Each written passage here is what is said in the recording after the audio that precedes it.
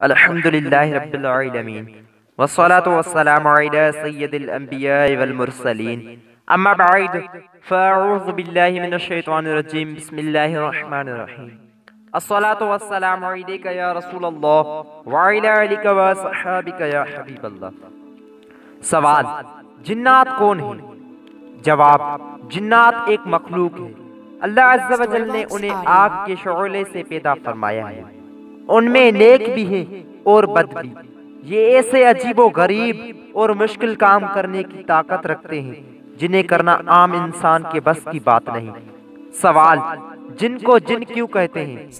جواب: لغت میں جن کا معنی ہے ستر اور خفا، اور جن کو اسی لیے جن کہتے ہیں کہ وہ عام لوگوں کی نگاہوں سے پوشیدہ ہوتا ہے. سوال: جنات کے وجود کا انکار کرنا کیسا؟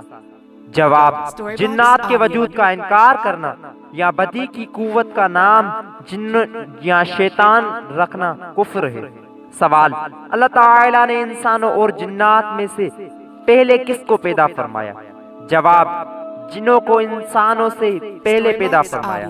حضرت سیدنا آدم علیہ السلام کی تخلیق سے 2000 سال پہلے زمین پر جنات رہتے تھے. سوال: جنات کتنی تعداد میں ہیں؟ جواب: انسانوں کے مقابلے میں جنات کی تعداد 9 گنا ہے. سوال: برے جنات کو کیا کہا جاتا ہے؟ جواب: برے جنات کو شیاطین کہا جاتا ہے. سوال: کیا انسانوں کی طرح جنات پر شرعی احکام لاگو ہوتے ہیں؟ جواب: جی ہاں، جنات بھی شریعت مطہرہ کے پابند ہیں. مسلمان جنات نماز پڑھتے ہیں، روزہ رکھتے، حج کرتے، تلاوت قرآن کرتے اور انسانوں سے دینی علوم اور روایت حدیث حاصل کرتے ہیں اگرچہ انسانوں کو پتہ نہ چلے.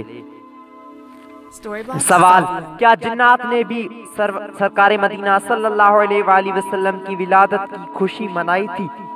جواب: جی ہاں، جب حضور نبی کریم رؤوف رحیم صلی اللہ تعالی علیہ وآلہ وسلم کی ولادت باسعادت ہوئی تو جبل ابی قبیس اور جبل حجون کے پہاڑ پر جن نے قسم کھا کر یہ ندا کی: انسانوں میں سے کسی عورت نے ایسا بچہ نہیں جنا جیسا فخر و صفات والا بچہ حضرت آمنہ رضی اللہ تعالی عنہا نے جنا ہے. سوال: مدینہ منورہ میں نبی کریم صلی اللہ علیہ وآلہ وسلم کی تشریف آوری کی خبر سب سے پہلے کس نے دی تھی؟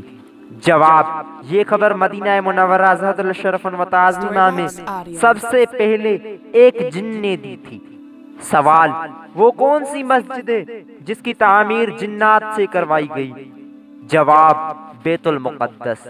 اللہ تعالیٰ سے دعا ہے کہ ہمیں علم دین کی لازوال دولت سے مالا مال فرمائے.